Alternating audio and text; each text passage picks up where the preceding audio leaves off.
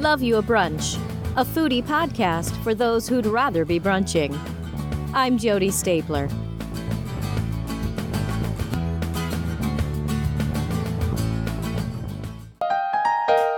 Today we're talking to Francine Bryson, national pie champion who won the hearts of bakers everywhere as a finalist on CBS's The American Baking Competition. Known for her down-home Southern charm and sass, Francine talks to us today about how she became the woman and the baker she is, and shares with us her 2 cookbooks, Blue Ribbon Baking from a Redneck Kitchen, and her newest one, Country Cooking from a Redneck Kitchen. Join us for Love You a Brunch.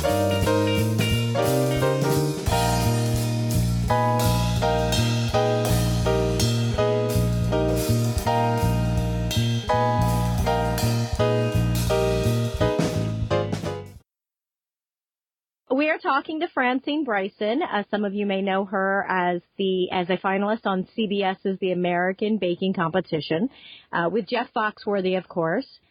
And also, you are now a cookbook author of 2 cookbooks. Yeah. So it was funny. I was watching you today on a video of one of the shows that you were making something. It was like Francine Friday or something. And I have a 7-year-old daughter. And she walked by and she said, "Is that Grandma?"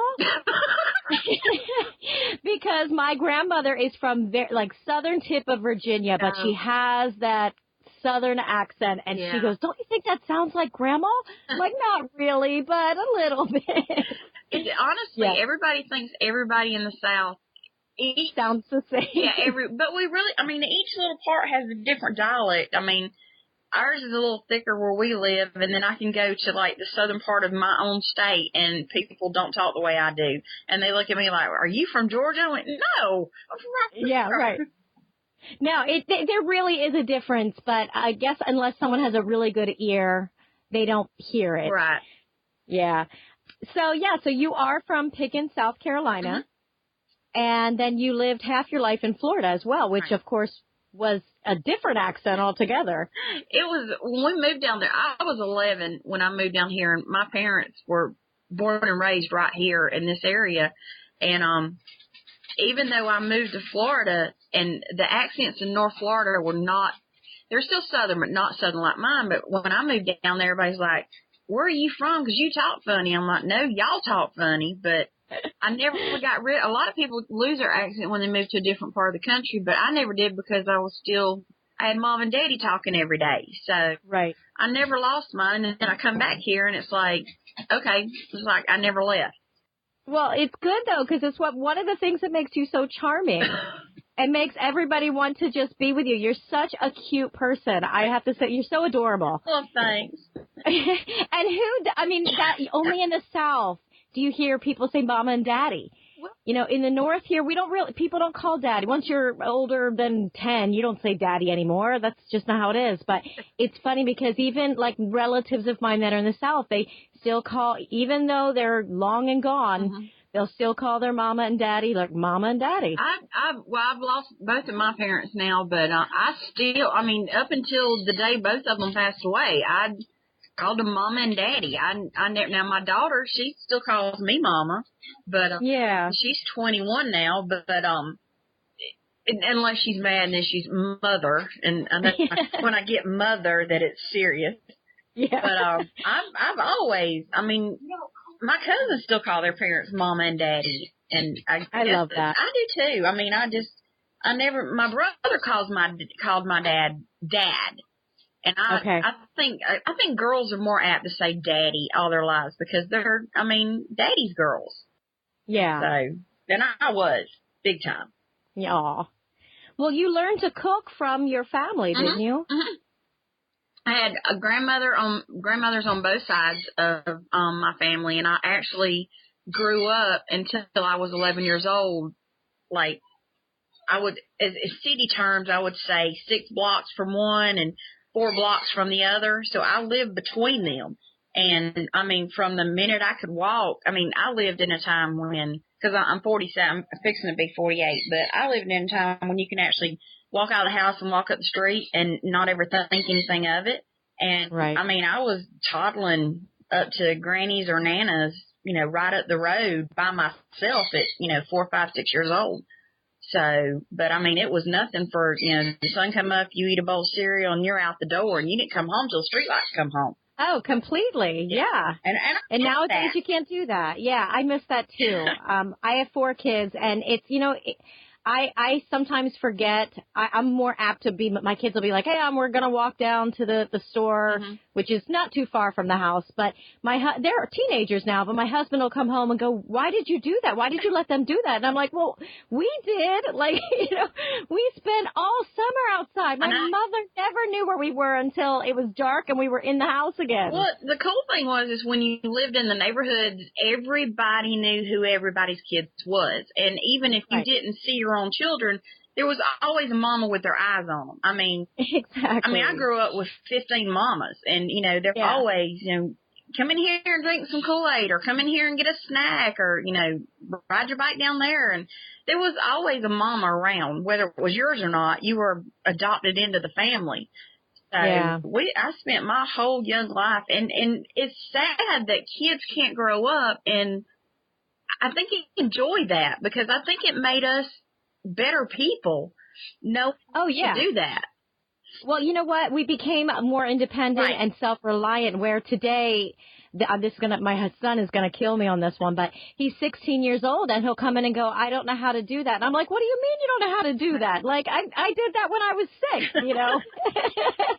6, but that's just life today. Yeah, it is. And it's a good thing that we're a little more protective of our kids now, considering the world we live in. But then it's sad that they don't. I mean, I was changing bicycle chains at 6 years old. I didn't. My kids now, they look at a bicycle and they're like, "Oh, we got to take it to the shop." I'm like, no, you don't. Get some 40.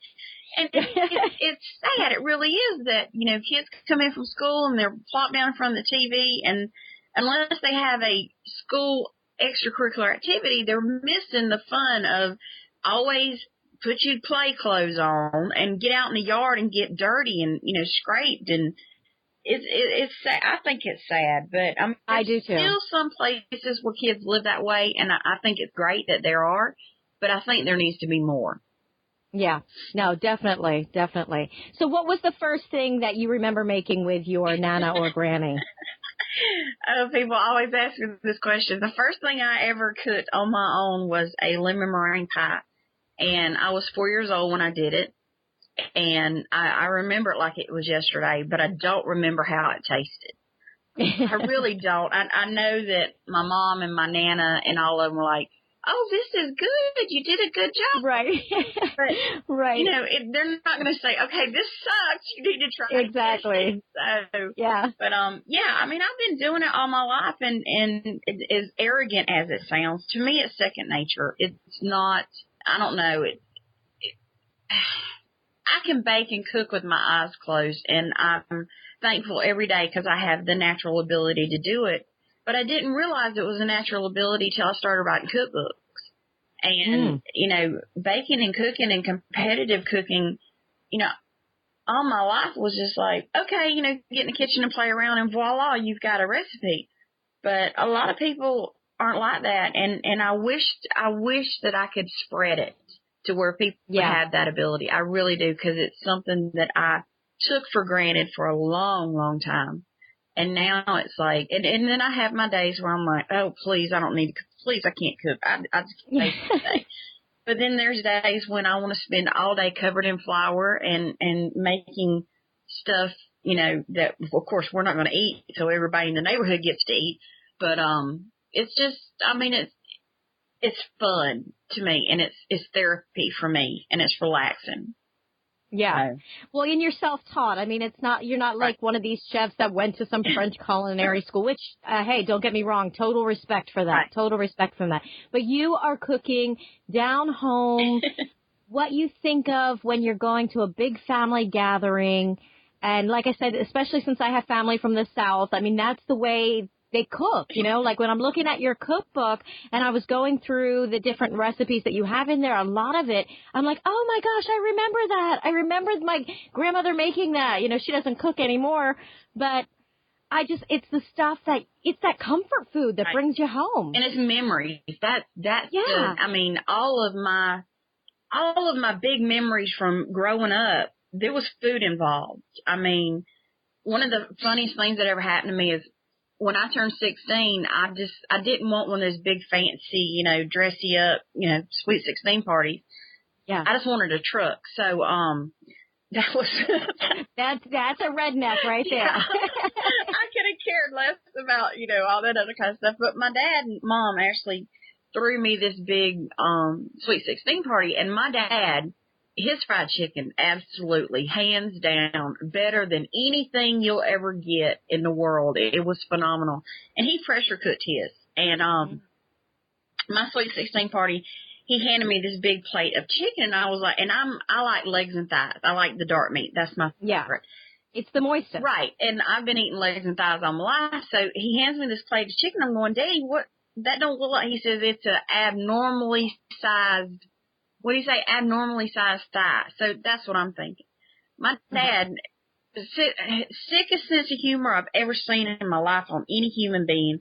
He hands me the neck bone, and I'm halfway into this thing going, there's no meat on this thigh, Daddy. And he's like, are you enjoying it? I'm like, it was all crust, so of course I'm enjoying it. But that's one of my fondest memories from childhood, is my daddy trying to pass off the neck bone as a thigh. So to somebody who just gobbles it, because I love to this day I love fried chicken. Oh my gosh, that crispiness, the breading on the outside. When I'm really craving something, that's what I want. Yeah. I always take my skin off, and of course you have biscuits with fried chicken, so I'll take the skin off and I'll put it on, and this is crazy, but my husband does it too.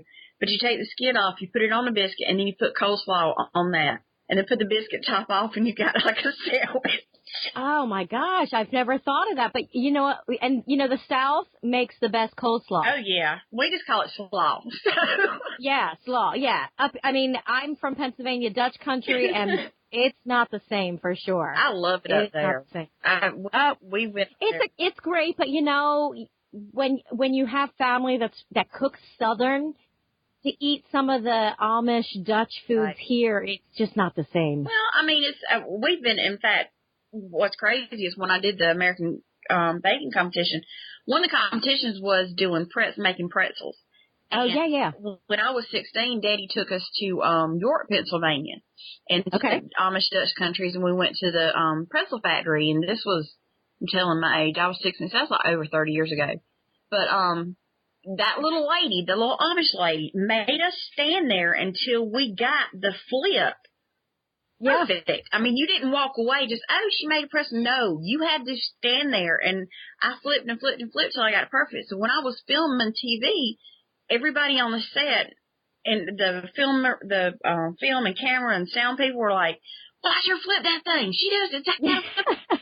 And then Jeff Foxley walks up and he says, how'd you learn to do that? And that's one of at that point in time, I thought, I'll never, ever in my life learn or use this trick until I'm standing there in front of national TV filming the show. Flip pretzels like that little Amish lady taught me. Well, there you go, guys. If you're here listening from around here, we helped her make those pretzels. That's right.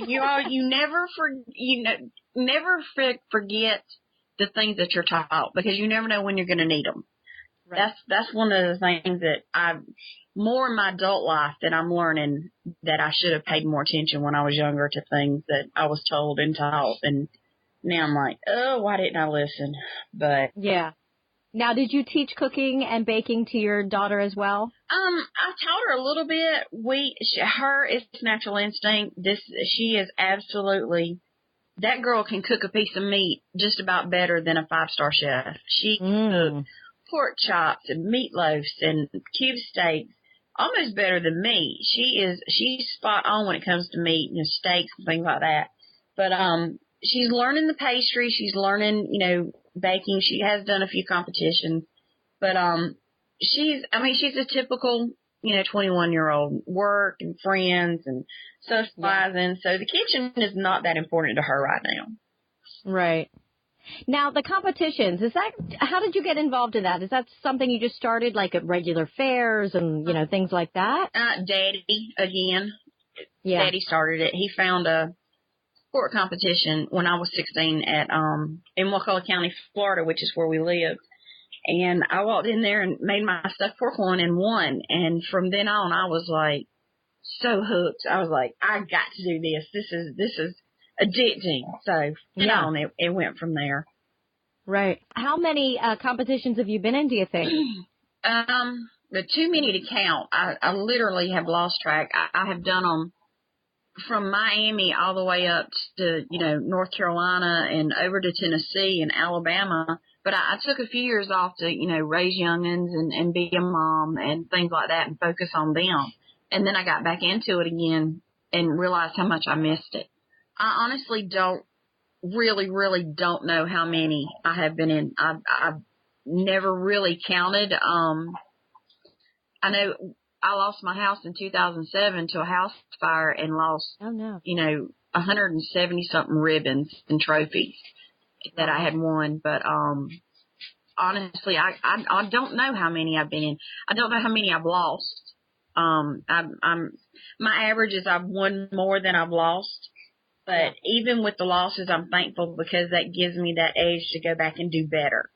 Oh, yeah. I need to tweak this recipe some. And a lot of my wins, that's what happened, is I lost and had to come back and redo it and actually won with the same recipe after it's been tweaked. There you go. Okay. Yeah. Love You a Brunch, a foodie podcast for those who'd rather be brunching. I'm Jody Stapler.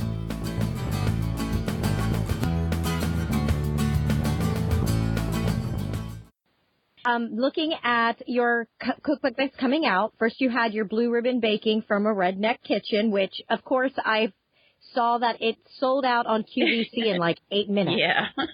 That was cool. That's incredible. That was pretty cool. Yeah, that's incredible. But your next one you have is Country Cooking from a Redneck Kitchen, and that comes out March 29th. Next Tuesday, as a matter. Yeah, that's exciting. A week away. Yeah, so now will you be on QVC again? I was on QVC last Sunday and last Wednesday, and we sold, as far as my numbers that I know, we've sold about 22,000 books. Wow. Well, I know on Amazon it says you're the #1 new release. Oh, I didn't know that. Wow. Yeah, that's on there this morning when I looked. Yeah. Oh, I did. Yeah. Oh, I got to get my people on that.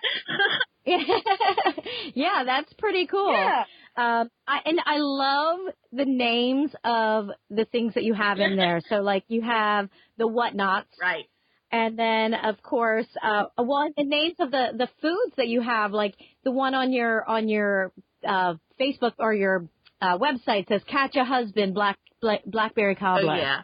Like, they're adorable. It actually, one of the things I learned in competitive cooking was catchy names, and this is a hint for anybody who's just starting in competitive cooking or that is competitive cooking and needs that little edge. Catchy titles to your food catches judges' attention. So I learned that way when I was writing my books. Even though the recipes that you make up and think, okay, it's a peanut butter chocolate cake, and nobody wants to just say, oh, it's a chocolate peanut butter cake. When you add a catchy title to it, it makes people more interested in everything. That's one of the things that I did learn is put catchy titles on foods and stuff, and it makes people more interested in cooking it and reading about it. But I think the cool thing with all the recipes is there's a story with every one of them, and it's sort of sharing my family and my lifestyle and the things that happen with those foods or things like that. Yeah. I was going through in your Redneck Whatnots, and of course Watergate salad is the one that I saw and immediately was taken back to the summer picnics that we used to have. I mean, we don't make that anymore around here, or at least no one I know makes it, but that was always there. Yes, and it was one of those things, and we never knew what it was called. We always said, there's the green marshmallow salad. Exactly. So, and the cool thing about this book is I got the chance to share the foods that meant so much to me. Like every Thanksgiving night, there was the Watergate green marshmallow salad at Nana's house. And every Christmas Eve when the family got together, there was and that was the only times you had it. And to me, it's like, okay, it's holiday season again, and there's my Nana's salad. And I always thought that my Nana was the only one that could make it. And then you go to Church on the Ground, and you realize there's like 14 grandmas, and that's what they bring. Bring marshmallow salad. Right. Yeah, it's a cool thing. And I think the old recipes that we grew up with or that have been passed around 1,000 times and changed 100 times are the best ones. I mean, you can go fancy all you want to and new ingredients and organics, this, that, and the other, but the old down-home, good, stable recipes, there's a reason they've been around for 100 years. And that's my thing is I like the traditionals. I like the normalcy of it, and I like the fact that I can make the green marshmallow salad, and I'm 8 years old again. So, exactly. And I think that's the premise that I wanted to come across in the book. Well, you do it perfectly. The name also, Daddy's Church Gathering Chili. Oh yeah. Oh, my daddy was famous for his chili. Everybody wanted Daddy's chili. It was. And let me guess, it was a secret recipe. And you have now told the world. Well, his thing is I started making that chili with Daddy when I was 7 years old, and I still have the scar on my finger from cutting the jalapenos the first time. And every time I look at my finger, see that scar, I remember making that chili with Daddy when I was so young. And I think he would be proud that the world knows the secret to the chili now. But it was one of those things that no matter what went on or what happened, everybody said, Mr. Blake, can you please bring your chili? Or Mr. Blake, can you make the chili? So, isn't that great how food can just bring you back to that? I think it's awesome. I really do. And I feel sorry for people that don't have the memories to their food. Right. And I think it should be more relevant than it is. Oh, yeah. Oh, yeah. Now, what do people ask you to bring? Everything. Mostly dessert. Mostly dessert. Yeah.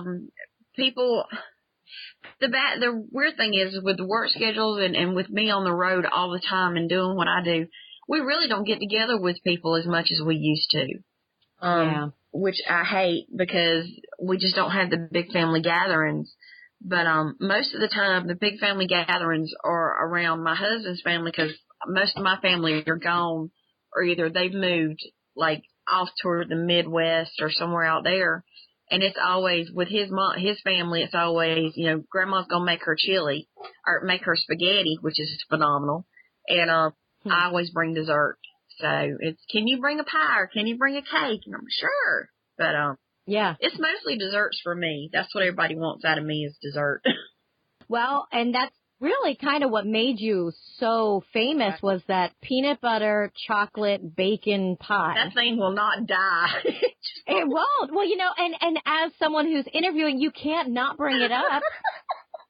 You can't because that's the one that really got everybody talking. I know, and I'm tired of it. I get you. But I bet it's delicious because all three of those things and then put them together. You know what? I told my husband, when we first got married or first got started dating everything, and I told him I was a competitive baker, he was like, that's cool. And then we got married, and shortly after we got married, I was, back to competitive baking and winning and stuff. And I told him, I said, one day I'm going to make your name famous. And he says, really? So now it's the accident that caused that pie was because of him. So not only did I make his name famous, I made his accident famous. Exactly. Oh, my gosh. Now, tell the story so that everybody out there that hasn't heard it will get to know it. Okay. I had a dream about a pie. I fell asleep watching the cooking channel and reading 50 Shades of Grey. I'm almost ashamed to say that, but I always have a TV going in the background for noise. And it's usually on the Food Network or the Cooking Channel or PBS or something like that. So I fell asleep reading 50 Shades of Grey and had a dream about Bobby Dean, and we were making a peanut butter pie. Well, that pie's in the first book, and it's I Dream of Bobby Dean. But cute. I got up the next morning and was making the mousse that I dreamed up in the pie. And my husband comes in the kitchen after, I think it was a Saturday morning. He comes to the kitchen and I'd cooked breakfast for him and my dad. And he says, "What are you doing?" I said, "I'm making a pie that I had a dream about." Of course, I didn't tell him it was 50 Shades of Grey and Bobby Dean. But, exactly. He took a piece of bacon and I'm like, "What are you doing?" And he dunked it in the mousse. And I was like, "Will you please go away and leave me alone?" And he tasted it, come back, got another piece of bacon, dunked it in and said, "Taste this." And when he put it in my mouth and I tasted it, I thought, "Oh, this is going to be good." Yeah. And it was born. And it took a couple tries to get the layers right and the measurements of what needed to be. But it's the perfect balance. There's just enough salty to go with just enough of the sweet. It's very rich. I have to give you that. It's very, very rich, but it's a good rich. Yeah. No, it was meant to be. Oh, yeah. It was. Some of the best things happened by accident. That's funny. 50 Shades of Grey. Yeah, 50 Shades of Grey, Bobby Dean and my husband, and ta-da. That's great. Now, I did see you also have a pecan skillet cake. Now, do you say pecan or pecan? Pecan. Pecan, okay. And you never know, it's different everywhere. But I say pecans. I love them. Like, I could eat those with every meal, but you also have an upside down apple pie that has those on the bottom, on the top right. when you flip it over. Right. Oh, delicious. And that same recipe, I took that same recipe and changed it for the second book where you actually use bacon instead of pecan.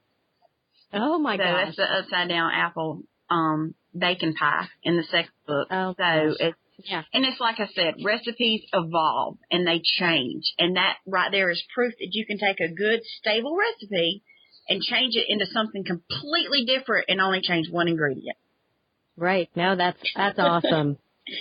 Now, squirrel pot pie, I have to bring it up. I never have tried squirrel. I don't think I'll ever try squirrel, but does it really? It does. There can't be that much meat on a squirrel. There's not. That's why you have to eat a lot of them. Oh, my gosh. So when you're going to go make that, obviously you're not going to go to the grocery store and pick up squirrels. So it's obviously a hunt. Oh, you can? Down here you can. You can go to, they're selling squirrel in the grocery stores now. So you can have my gosh. squirrel and rabbit. So. Oh, wow. Yeah. But we just go out in the yard and get them. Yeah, there you go. Those pesky squirrels. That'll teach them. You know what? It's so funny is when we were talking about the second book, my editor, Rika, who is absolutely phenomenal at what she does, she said, "Not too many wild game recipes, Franny." And I went, "Dadgum." Yeah. But I did get that one in there. But, it's like I had, the PETA people were on me when they showed the shot of me shooting my 20 gauge on the competition. And people are on me like the sad thing is when you get in this position, people fuss about, I've been fussed at for my accent. I've been fussed at because we hunt. I've been fussed at because I'm not one of these anti-fur people. I've been fussed at for everything. And my thing is live and let live. We've been eating organic for years, but we call it hunting or fishing. Exactly. So, yeah, that's the way it is. I mean, there's and that's how you grow up. It's not like you're just killing for sport. Right. I mean, you're actually using it. I'm surviving. Yeah. And which brings up another point. You have chickens. Yes. I have chickens. I call myself the chicken lady. I love my chickens. My chickens are crazy. They honestly are nuts. They run wild. We do have a chicken house for the hens, but they are not smart enough to know that that's where they live. Oh my gosh. They just run wild and around the yard, and I like it that way. Yeah. So, they're so funny to watch. I mean, I can stand for hours and watch my chickens. I literally do. My husband is like, "You're so mesmerized by a chicken." I'm like, "Yeah, so leave me alone and let me go on about my business." Yeah. But it's more entertaining than television sometimes. They are. And I feel bad for people that don't enjoy things like, live chickens run around the yard and pet pigs and pet goats. And the neighbors have guineas that run around like crazy. They took up residence here at our house. So, Yeah. it's back to where you come from, and it's back to the qualities of life. And I think having things like that make you live longer because you're more relaxed. Definitely. Yeah. And, it's honestly better for you to be knowing exactly where your food is coming from. I'm going to tell you what, if you've never made a cake with a yard egg, and I guess that's the correct term, if you make a cake out of pasteurized eggs that you buy at the grocery store, and then you make a cake out of same as that recipe out of yard egg, you will taste 100% difference. And completely. Unbelievable. Yeah. They're so rich and so pure and so good. It's well, and the yolks are so much oranger than the store-bought. And it always kind of freaks people out when I give some eggs to someone and they crack them. They're like, are they supposed to look like that? And I'm like, that is what they are supposed to look like. You know what I love is the surprise of a double yolker. I love it. Oh, my gosh. Yeah. It's like a little Christmas present. Exactly. Yeah, it is exciting. You have to take a picture and post it on social media. All the time. And we have a lady that we have a jockey lot that's open on Wednesdays down here, and there's a lady, and all she sells is double yolk eggs. Wow. So people go and they buy, I think it's 18. I think it's either 18 or 2.5. I never buy them from her. But it's either 18 or 2.5 dozen of double yolk eggs, and you see the same people buying them all the time, and it's the country folks. Right. The city folks that are, come in from the city to go to the jockey lot, they look at those eggs and they're like, oh, I wouldn't buy eggs at a flea market. I'm like, yeah, I would. Yeah. 150 years ago, there was no Winn-Dixie and A&Ps and Publix and Safeco and Wegmans. You grew your own. And I think people need to get back to that. Oh, yeah. For sure. In fact, I'm getting so excited that it's turning into spring now and that we're getting ready to plant the garden. Oh, I'm so ready. I need some fresh vegetables from my backyard. I am so ready to get my hands in the dirt. That's what I told my husband when I come back from Philly. I was like, can we just spend Saturday because I've got a new place I want to plant all my herbs. I was like, just digging. He said, sure. And I come back and I'm, of course, deathly ill with the bubonic plague or whatever. Yeah. Oh, yeah. We were going to do it this past weekend, but then we had a strange little cold thing come through where we had actually some snow flurries. There was some up above us. Yeah. I just want it to be warm out and be out in that yard. My thing is, I don't know who ticked off Mother Nature, but they need to suck up and get it straight because, it's winter, it's summer. Let's get on with it. I'm ready to thaw and be completely thawed. Yeah. So, yeah. Yeah, and I'm almost out of all of my canned goods. Like, I usually can tomato sauce like you wouldn't believe, and I'm out of it. Uh-oh. I think it was 27 jars that I canned last year, and we are out of it. But I use it for everything, like if it calls for tomato paste or if it calls for something, I pour some of that in. Oh, I don't blame you at all. That's like my chow chow. We're out of chow chow. I've got I think 1 jar of chow chow left, and it's just you can't eat beans or collards or cabbage or anything without chow chow. So yeah, it's time to get busy. Exactly, and that recipe's in the new book. Yes, that was my Aunt Thelma's chow chow, and I've adapted it a little bit, but we love our chow chow, like we love our jellies and things, and if I get to write another book, I really want to have an entire chapter on canning and how to can, and the things like fig preserves and blackberry jam and stuff like that. No, that'd be great because, a lot of the younger generation didn't get to go through that with their parents because, we grew up kind of in that whole two parents working. Right. So they need that information. I think a lot of them are going back to it, too. They want to do that. Yeah, and I think the organic movement is helping that because people are getting to the point where they want to know where their food comes from because they're going and buying, organically grass-fed beef and they're going and buying, the organic, turkeys. And to us, it's been a way of life since I was born. So yeah. I never realized that I had to go to a special place to get my beef or, things like that. Right. To us, it wasn't like that. But thank goodness the organic movement is moving people back to knowing the source of their food and where it's coming from. Yeah. Definitely. Now, I have to bring up, I was listening to one of the podcasts, and it mentioned that you probably still do, get your flavorings from a taco shop. I use a brand of extracts, which I did not realize what they were until after me and my husband started dating, and he carp fishes.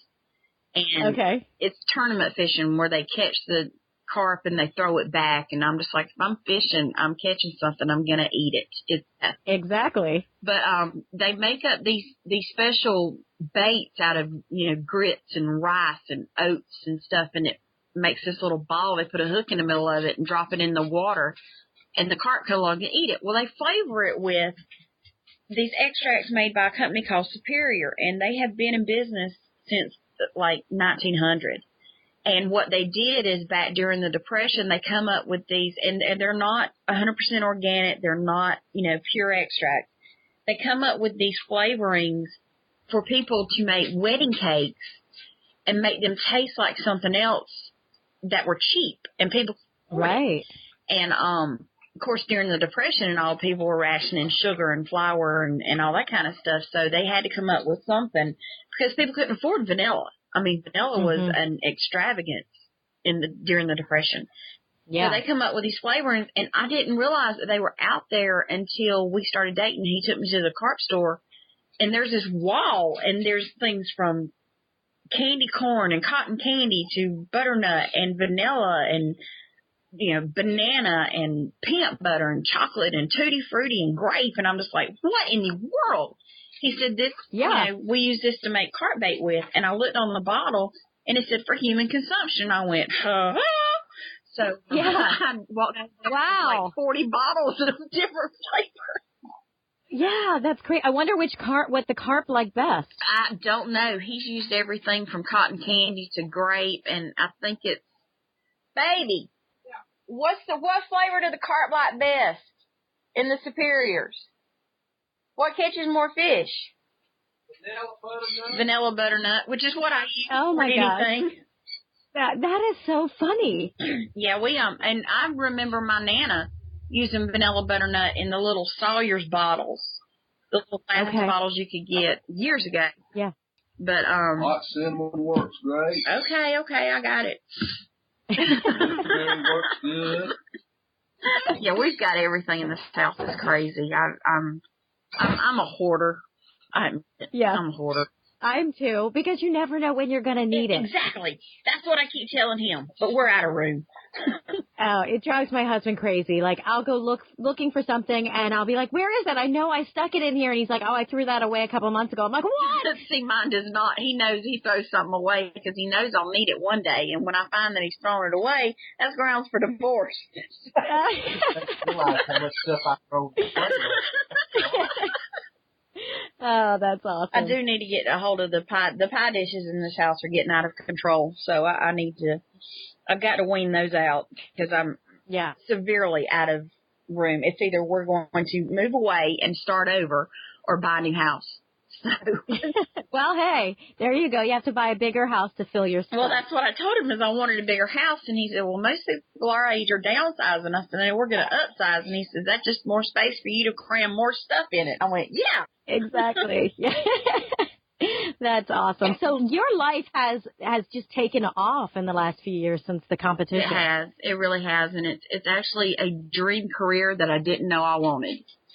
Oh, that's awesome. So it's great. And I get to, and a lot of people don't realize this, that writing the cookbooks is what I wanted to do with my life. And I decided when I was like 6 years old that I wanted to write cookbooks because I read them like novels. When, my friends are reading Harlequin romances and, Daniel Steele's and Sidney Shelton books. I'm reading cookbooks like a novel. Right. And I wanted to do it. All my life was to write the books, and publishers don't take submissions anymore. So, writing a cookbook and submitting it to a publisher, of course, was not ever going to happen. And I honestly got lucky. And it's like somebody asked me the other day, how did I get into my career and stuff? And my plain answer is I fell into it. I literally fell into it and got lucky. No, you know what? It was meant to be. things work out for a reason, and you finally got to get your dream. You have 2 cookbooks now, one coming out next Tuesday, March 29th. Already #1 seller of new releases. Wow. I mean, that's incredible. I did not know that, and I need to get on the horn and speak with my publicist and ask her how come she did not tell me this. Yeah, no, when I looked this morning, it's right there next to the title, so that's pretty awesome. I don't check the numbers and stuff because she'll send me an email or she'll call and go, did you look at this? I'm like, no, I don't look at numbers. I don't look at rankings and stuff. And then to me, it nerves me up because it's like, if you're not #1, what can you do to do better? It's like, going to QVC the second time. I sold out the first time on a whim. I didn't realize that was going to happen. So the second time I walked in there and I'm like, if I don't sell out, my publisher's going to be disappointed. And then, the marketing people were with me and she's going, we are not disappointed. You do not feel that we are disappointed because you are one of the top sellers. So believe me, do not be disappointed. And I kind of was, because when you see that sold out on the QVC screen, it's kind of cool. Yeah. But they ordered a bunch of books this time. So yeah. Well, congratulations. What a great story. You come up from, out of nowhere and it's going, I know it didn't seem like to you that it was like no out of nowhere, but it's just so awesome to see someone that's just a regular down home person that makes their dream. Everybody's like, you're so they'll see me on TV and then they'll run into me at the grocery store and they're like, you're just like you are on TV. I'm like, here's my deal. It's too hard to be something you're not, and it's too much work to keep up with it if you are, and I'm just too lazy to do that. That's great. That's great. Well, you were chosen as the fan favorite as well, so it was. There's a reason for that. That was absolutely one of the coolest things I think I've ever done. It was so much fun to do that, and hanging out with Jeff Foxworthy for 2 months was amazing because he is so cool. Yeah. But it was, and people always ask me, would I do it again? Yes, I would. I would do it again under my own stipulations. So yeah, there would be some rules set down, like I would want to be, able to talk to my family, and I wouldn't want to be sequestered and stuff. But they have standards they have to go by, and when you do a television competition show, they have things they have to do to make the story better or make the TV show better. But it was, it was real. Everybody's like, this is so fake. No, the baking was real. The stress was real. The friendships were real. In fact, I'm still friends with just about everybody on that show. And one of my best friends is Effie from the show, and we talk all the time and back and forth. She lives in Nashville, so we're always going back and forth to each other. Nice. Oh, that's the best. Yeah, she's my rock. And I'm thankful every day that she walked into my life. And it was all because of a TV show. Yeah. Incredible. Incredible. Well, I want to thank you so much for talking with me today. Everybody go out and either, I guess, Amazon, every bookstore probably has Francine Bryson's new book, Country Cooking from a Redneck Kitchen. I always want to do it with a Southern accent. Country Cooking. But Country Cooking from a Redneck Kitchen, March 29th, and you can pre-order now. Mm-hmm. Yep. Very good. Thank you so much. Thanks, Sophie. This is fun. I want to say thank you to Francine Bryson for speaking with me today.